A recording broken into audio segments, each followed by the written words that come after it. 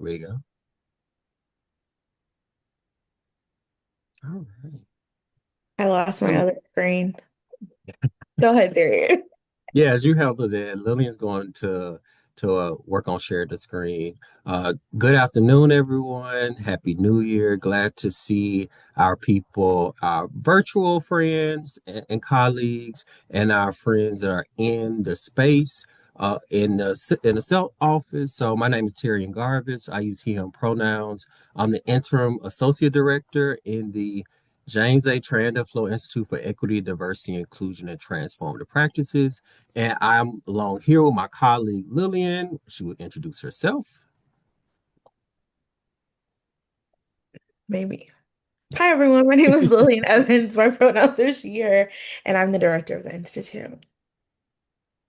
So these next roughly 45 minutes that we have with each other, we're going to talk to you. Our presentation is how we create our community. Our presentation is interactive. There will be Lillian will for our virtual people. We're going to put you all in breakout rooms for our people that are in person. You will ask that you all communicate with each other. So we'll have some opportunities of that. We'll let you all know ahead of time, and then we'll be also put some information in the chat, but also the questions will also be on the screen as well.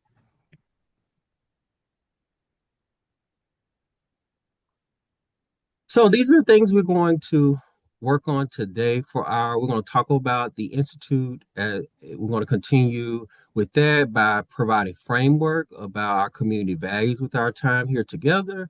We're going to go into community, we're going to have our two activities, and then we're going to end there. So, had an opportunity for you to um, as I shared about myself and Lillian introduced herself. These are also three other individuals are part of our team. We have Anna, who is our admin. She handles a lot of our day-to-day and front-facing as people interact with the Institute. Uh, and then afterwards, we have Dr. Selinette Duran. Each year, we have a faculty fellow in our office. They work with us collaboratively and it connects to the aspect of academics, class, research. And so this year we'll have Dr. Duran from Criminal Justice who will work with us. On the top, we have Annika McAvee, our affirmative action officer and Deputy Chief Diversity, Equity, Inclusion Officer. She is a friend of the Institute and not pictured on here, but will be added as our graduate assistant, Laura. So each year, or every 2 years, we have a grad assistant depend on their program. So that's our amazing team, and then our work. And so we are located in Penfield Library, 213A. Some of you all have visited. If you have not visited, please come to our office. As you see in this picture here, is our space. And so we maximize the space as much as we can with people. As you see, this picture was one of our event. And so as for our office space and our connections and the work that we do, Institute does a number of things, including workshops such as this for faculty, staff, and students. We also do programming for different awarenesses or cultural aspects. We also just have a space for students, faculty, and staff to come to utilize in different ways. We have students that come here to study, to connect with other students. It's also a good space we invite our faculty and staff also to come to get a chance to interact with a variety of different students. Where we will have grad students, all the from first year students all the way to grad students in our office, depending on the day and time. We also work with a good number of our student organizations as well to do programming or just to talk about different ways and how we can support. And along with that, we give them resources and information from other departments on our campus and even information outside of our campus as well. And the staple program for the institute is being bold, And so, lastly, all of our events are free for individuals. And so, I'm going to pass this to Lillian to talk a little bit more about being bold. Thanks, Terrian. So I will say, if you want to have office hours in the Institute, we're down. We have snacks, a microwave that don't let Sarah hear that. And we also have a refrigerator. So if you would like to hold your office hours, we have an extra office space in that area. So we are always down for if you want to hold office hours, want to do a quick event in our space, we would love to have you. Um, and then we have our Being Bold. So, Being Bold is a conversation on race and identity. This was once called the Dialogue Project for those who have been here for a little while. We changed the name to talk about what we're actually doing. So, it's a dinner and dialogue series. We asked people to try to attend at least 3 events. This semester, we are doing every Monday in March, except for um, the Monday of spring break because we know no one is going to come, including us. So that happens from 5:15 to 7:15. During that time, you will talk about when did you first identify as race? What was that kind of history like? What do you feel about your race right now? How has your identity shaped who you are? And then we kind of culminate the experience together. So it's 5 sessions with we have you do an action plan of what do you now that you've learned something, what do you want to do? What do you want to do individually? What do you want to do as a group? And then we also go to the Harriet Tubman House this year. Last year we went to the Women's History Museum. So we're trying to get places that are close by so that students kind of know also like where they are in this area, and the history that is available to them. So we go to the Harriet Tubman House. There's about an hour and a half tour that it happens. And then we will go to the Auburn what is it, theater, the Auburn Theater, and we will have another discussion there, talking about how is a story told and what is important in that story and what stories do you tell yourself and how does that show up as your identity. So this semester we have that coming up, and so I will also put in the chat our link. So if you want to sign up or if you know anyone else wants to sign up, um, we always have good food. So I love a different kind of bar. So like we did a wing bar, we've done a taco bar, we do a sandwich bar. Um, this year, I think we did a Mediterranean bar too, so that was kind of cool. So we try to come up with different things. We will usually never have pizza because that's not fun. And so making sure that you're involved and that you're eating well before you go home after you're spending that time with us. So just gonna pop that in the chat if you know of anyone or have any questions. This past semester, we had 5 community members come to Being Bold. So that was really cool. That's the most we've had participate. So trying to also get those numbers up. So if you know anyone in the community, this is also open up to Oswego to community as well. Any questions so far? All right, we're gonna get into it. So my first question for you, and we can put it in the chat, you can say it out loud, is what is community to you?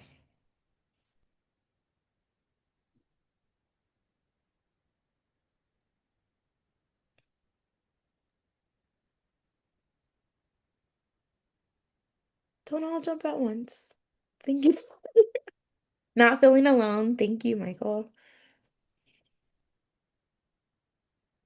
A time to be together and collaborate, being supported, support, being connected with others around you, people you can turn to for help. Okay. And what are our thoughts? Oh, there's like a place where I can be accepted and appreciated, belonging, being heard. Okay. These are great. How would you define our Oswego community right now? I know.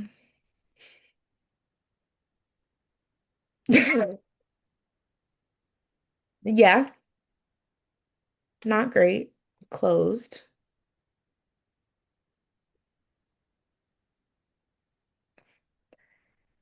Fractured or stressed and under stress.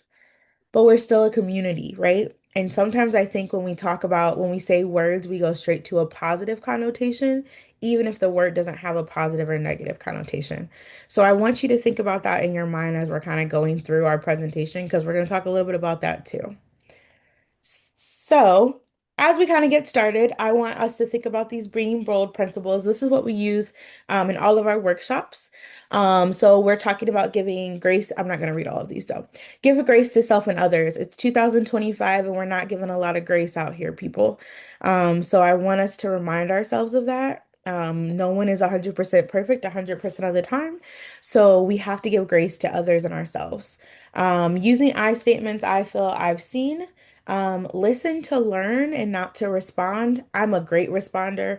I'm always looking for a good comeback. Okay. I understand. I live in the respond life, but trying to listen to learn and to understand each other. Honor the moment. And so if it is a quiet moment, if it is a moment of reflection, honor that and also honor where that sits in your body. Sometimes I think we go through these presentations and we're just kind of moving, but we're not sitting with how it's feeling in our body. And I want you to kind of think and process that as we're going through, and also being okay with coming back to that feeling and saying, why was I feeling that? What was going through my head? And kind of taking time to reflect. And then lastly, we are not the experts of others' lived experiences. So you may have a take on something that is different from me because we've lived different lives. And that is okay. And it is okay to listen to learn from that person and also listen to seek a solution of how do we get to a place where we can be together in this conversation and to have a stronger community. So just kind of thinking, keeping those in mind. All right. So Webster defines community as a group of people with a common characteristics or interest in living together within a larger society. No negative, no positive, right? We are all just living in this space we call SUNY Oswego together. And we have an interest of education, of trying to make the world a better place, whatever that means to us, to try to educate students, to try to educate each other. So we are all having these experiences in this common living space, and we are in the larger society, and we're a microcosm of that, right? And so we realize that our community is what we will make it and how we define it. And so we're going to take some time to define what that means and what that looks like for us today. All right, our first question. Taryn, is this you or me? Me? Okay, great. Mhm. Think about communities you had during your childhood and adolescent years. I want you to try to name at least three of them. Throw them in the chat, say them out loud. Think about those communities. Kids in the neighborhood. Okay, yep. Playing outside? What a Yep. good a pastime, I guess now. What other communities do we have?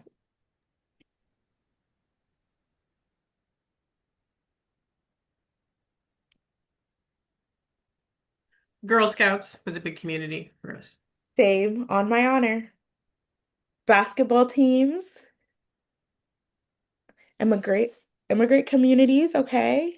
Cub Scouts, classmates at school,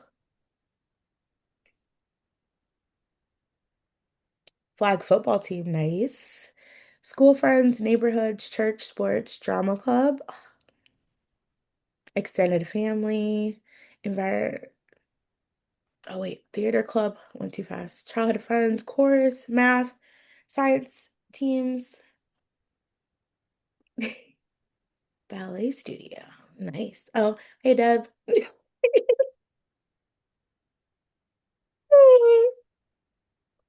All right. So I want you to think and remember those communities. Remember how they made you feel. Remember how they made you process. Think about how they had you growing, okay? And those childhood and adolescents. And we're going to put you in some groups to talk about these ideas. What did your community teach you? Real simple, real easy. We're gonna put you in a breakout group. You're gonna have about 5 minutes, and talk about what your communities taught you. Good, bad, ugly, in between, and kind of walk through those. So I have your groups already. We're gonna open your rooms and give you about 5 minutes. Go for it.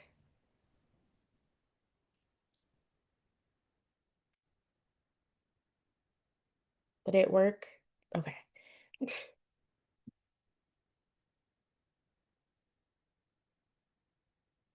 And in the, yep, there you go.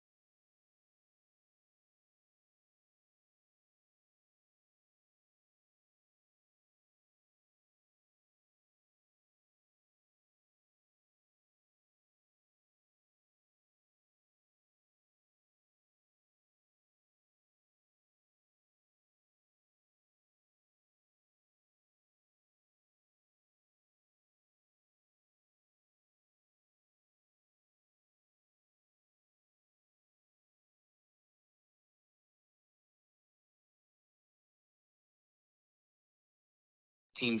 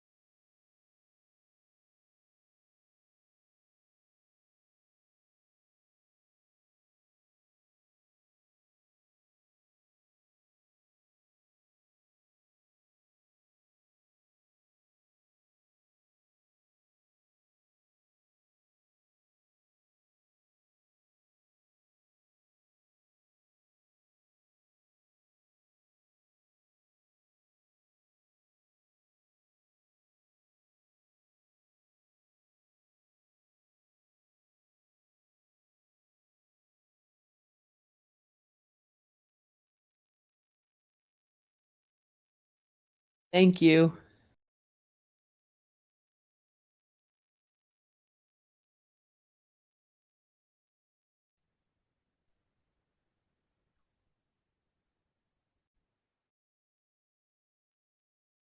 Welcome back. All right, I'm going to pass it back over to Terrian. Thank you, Lillian.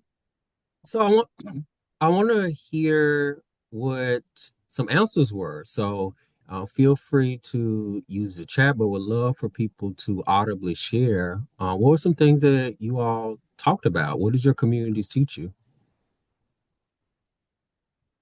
I told people I didn't get to choose my community. I was born where I was and I did what I was told to do. I don't think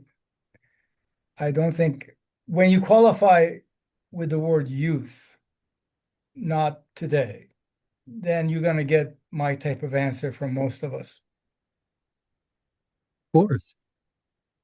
And even in that, what you said, remain is like with the community that you are part of, they what I also heard you say is that like they forced upon you like a certain ways of showing up, or that you had to do these things or had to do that. So even that is something that you're taught, that when you're in a community, you must follow this, and whether you had a choice or not, You probably did at a certain age for many of us. Would that be correct, or would you like to add something Well, I to it? mean, in America, you get to be in baseball teams, and that wasn't, I didn't have those things where I came from. It was pretty much what I'm telling you. Maybe you could say my neighborhood was a community, but I didn't choose it.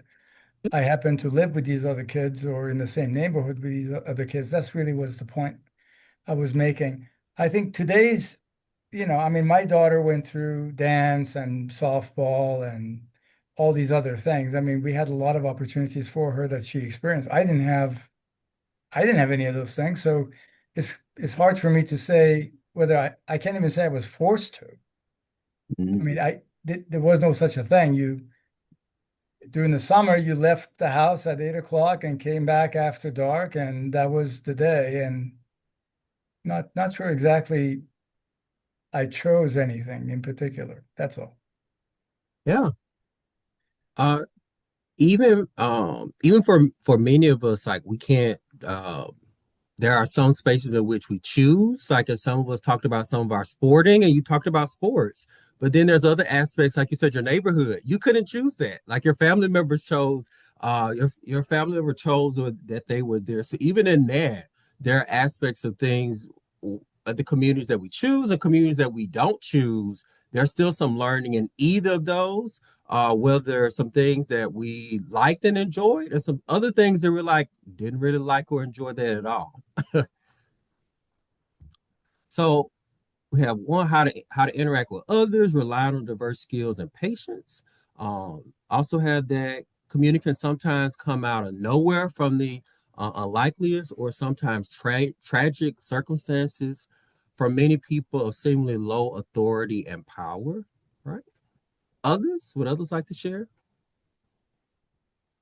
The right or wrong leadership makes or breaks a community. Yes. If parts of a community is threatened, it can be difficult to even locate it. Yes. Right. As uh, and as Lillian brought the foundation about what is community, and then sometimes we're not really asked some of these questions, like what does community teach us? Sometimes we behave and act in ways in which the community has put on us. So thinking about how we are socialized, we are put in communities. We're taught from our teachers, from our friends, from the aspects of activity and stuff that we're involved. We learn certain habits. And then as we have the opportunity to get older, we are shaped and modeled, and many times we act based on things that we've seen or based on things that we saw. We're like, we are not, these things are in conflict of who I am or who I want to be. And so as a result, I'm going to do something different. And so for our next activity, you all are going to be put back into your small groups. And in this, as we're talking about the conflict that exists, you're going to really talk with your group about what lessons you've learned from this conflict and why. And so I'm going to model it. So one of the communities born in the South, born in Mississippi, raised there in a low socioeconomic community, primarily Black. I was learned that I was taught that to never question authority. So those that are older than me, those that have positionality, never question them. And so, of course, there's a certain aspect of respect is given in that, and that you're supposed to show up a certain type of way due to my age being younger or different position. And so, where does that have conflict? For me, that when I am teaching in class and if students begin to question what I say, sometimes it can feel very personal, like, are you attacking me? Like, and so with that, it comes with some realization that if we're trying to create students that are outside of some situations where students are, I don't think most students are intentionally trying to negatively or undermine me. But I think about we're trying to create critically sound students that once they leave Oswego, that they're going to have these learnings, and of course from their academics, but are able to not just regurgitate information. They are able to analyze information, evaluate it, and see what works and what works and what does not work. And so I have to create space in my classes where students can ask questions, where they can, if depend on the question, the tone, there's the tone of it, the delivery of it, all these pieces. But I do want students to question me, question the work, to figure out like one of the questions, why are we doing this?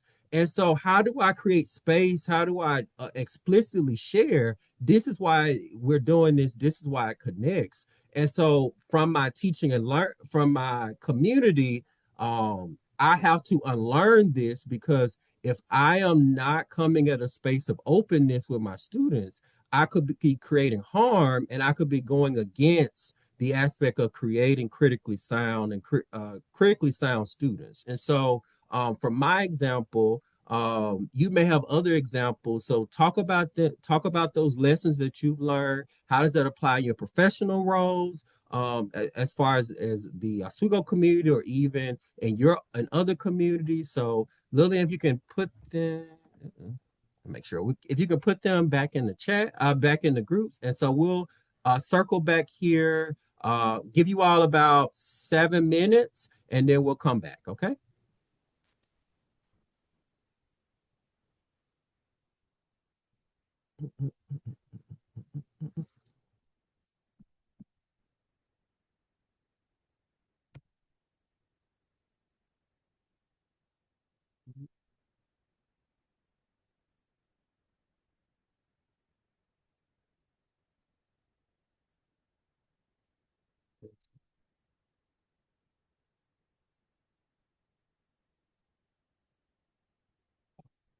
Thank you, Lillian. You're welcome. Oh, I should pull them to remind them that they should be listening and not responding.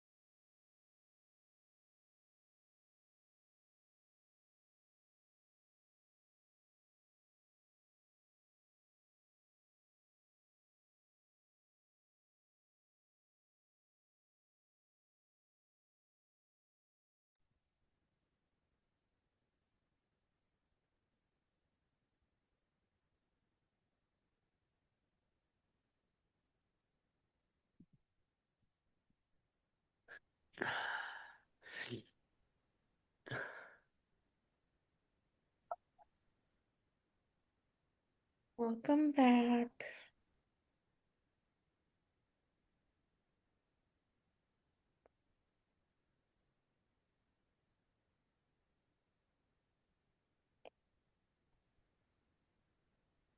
Okay, I think we're all back.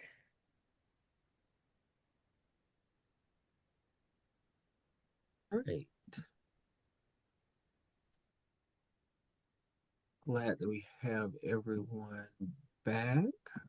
Um, so uh could we have at least one or two people to quickly share what their group um talked about, or you can talk specifically about yourself.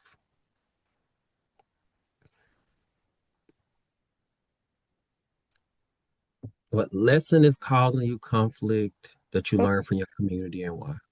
I guess I I can just say, like, for our group, I'll sort of like summarize for our Mhm. group. We talked about how um but different people talked about how sometimes like different communities have different expectations, but also the challenge of like we learned expectations of how we were raised. I mean, kind of like what you had said, Tyrion, but then like now in different communities and in different situations having to navigate, and whether it be like with religious institutions or with how students are behaving in class and lack of manners or uh like not speaking out or speaking up. Like I think that was pretty similar among a lot of people in our group, if I can summarize it that way for everyone. That's a great summary, Lisa. Either we can go into all of those. That and go into all of those about it, especially about the student manners. But Lillian, do you I'll pass to Lillian as I know we're getting to time to address some other questions as we look at our own community. yes, all of those things and more. But these are kind of the questions that we want to kind of look at of one lesson that is in direct conflict of who you are today. One of the lessons that I was taught was I should be seen and not heard because I was a child. And now as an adult, it's been really hard to learn how to speak out in situations. And when I first started in higher ed, I was very quiet. Um, and when I realized that it felt almost hurtful for my voice to be stifled in that way. Um, and that's just kind of how I've had to push through. And so sometimes it's really uncomfortable for me to speak out. But I had to push through that because it's in direct contrast in the work that I do now. Anybody else have ones that they can think of? I can chime in. Uh, I was raised with the idea that if you're not filtered and you say the wrong thing to the wrong person, you won't be alive the next day. Mhm. Not just people will be mad at you, you'll be gone. So, but I've also learned as I've grayed that if you don't speak up when something is wrong, then you're going to have to live with the outcome too. That Mhm. whatever the path is that is the wrong path that your community is on, that you should have at least spoken up and said something. But I will say this is really important. When you are in my position and where I'm at in my life, it's easy to be comfortable saying whatever you want. I know Mhm. that sounds strange, but like, what are you people going to do to me? I'm going to retire in 9 months, so I can say whatever I want. I don't think Terrian gets to say whatever he wants. No, Right? I'm not suggesting he has anything to say negatively about anyone. It's just that I think if when I was his age, I would have felt much more uncomfortable just speaking out whatever I wanted to. But so position and place right. matters a lot in how comfortable you are to deal with or speak up or speak out about issues that you see. Yes, definitely. The privilege and all of those things. Go ahead, A Marie. tremendous amount of privilege, which I happen to like. I mean, I didn't have it before, so I like having that. I'm going to jump in.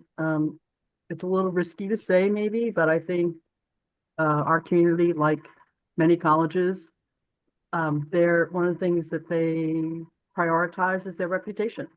And I think that it can be very difficult to, be openly critical because it threatens that reputation. And if you have integrity, though, it's important to do that. And I think that another value that our community promotes is our sort of individuality. And that can make it difficult for us to stand up for each other. So, these are things that I think many of us wrestle with. So I appreciate the conversation you're starting here today. Thank you. The one versus the many. And we can also go through any of these questions. Is one lesson that is showing up in the Oswego community that's in contrast of how you want to show up as a professional, or what is a value you want people on campus, the people you meet on campus to recognize in yourself? Go ahead, Liz. Me? Okay. All right. I would say, sometimes in our Oswego community, I don't know if it's a value or lesson or a practice is I think there is a reluctance to speak, even for people that I would say are in privileged positions to do so. So I'm with Ramin. I'm totally pro-privilege when it's mine. And as a full tenured professor, I understand I have a lot of it. And what I hope people I would meet on campus would recognize quickly about me is that I have used it. And that I mostly for good, a few for evil, I'm not gonna lie, but mostly I've used my powers for good. And but I mean, it's really kind of this, looking for what I think is injustice or inappropriate treatment or abusive treatment of people, and being in a position to say, that's not who we are, and that's not okay, and why would you justify that? And I think there is a reluctance, and like Ramin and I think Maureen echoed, there are good reasons why other people will not speak out about it who come for help, right? But it is incumbent, there is a larger group of people that have this privilege that choose not to exercise it. And I think our community would be more robust and vibrant if that were different. Definitely.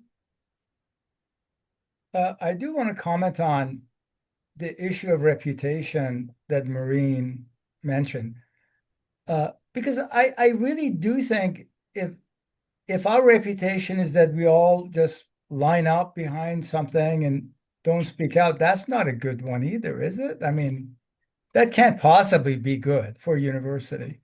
I'm not sure who's out there who thinks that would be a good thing. I mean, people with a lot of privilege would like you to just fall in line and a lot of power. So it doesn't necessarily mean good or bad. Oh, Faith, I see your hand. Hi. My group, we talked a lot about fear in the communities we were in as children and how that influenced us going into adulthood. And I was thinking that certainly the community, I was raised in a very religious upbringing, there was a lot of fear there. However, I was kind of thinking through it as we were in our group that it certainly now as an adult, I choose communities where I feel safe. And I think for many of us, it's the same thing, whether consciously or unconsciously.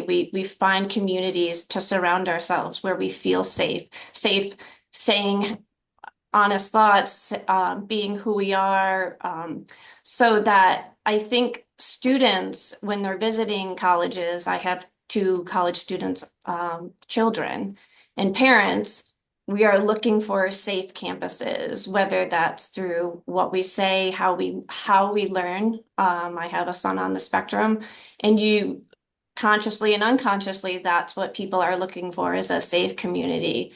And to finish the screen here, it would certainly be a value that I would want people to know that when they're with me, meet with me, that I am safe, right? Students want to feel safe in their classrooms and safe speaking out with their professors and with their advisors and that sort of thing. So I think like if we can come to that agreement that it's a priority, then and lead from that, then what other people are mentioning is feeling safe in making comments and safe in speaking out against things that may be right or wrong. And I think it's always hard, the word, what does safe look like? Because it's so individualized, right? I tell students all the time, if there's a gunman in here, I'm moving. So if you don't move with me, I'm not taking the bullet. And that's just like the honesty of it sometimes. And that's the hard part of it, is that, like, what does safety mean for our community? Does that mean that we all get a voice, that we all get a say? Does that mean that we all are seen, or that we can find our people? And do I have to feel safe in the whole community for me to say that it's a good community, right? And those are always the hard conversations that we have to have with each other about, what do we want our community to look like, and what is it also maybe never going to look like. And we're not ready for that conversation because we haven't got to the conversation of what is our community. So I have other questions, but we're going to be done because it's time. But we're going to do a Tupac quote to leave on, which is, I'm a reflection of the community. And so as we are going into the new semester, is that I want you to think about, what reflections are you giving? What are you mirroring? What are people seeing? What are people holding on to? And what are you giving back to people? And as we kind of work through our communities and how we see each other and show up for each other, thinking about, what are we reflecting? And how are we being that person that we want to be? How are we using our privilege? How are we using allowing people to be safe? How are we using belonging and just giving people the chance to be? So we really do want to thank you all. Thanks for coming, and we hope you have a great 2 weeks before, D-Day. So thank you so much. Thank Thank you. you. Thank Thank you. you. Thank you. Good to see everyone. We'll stop the recording and get this rendered. And I'm heading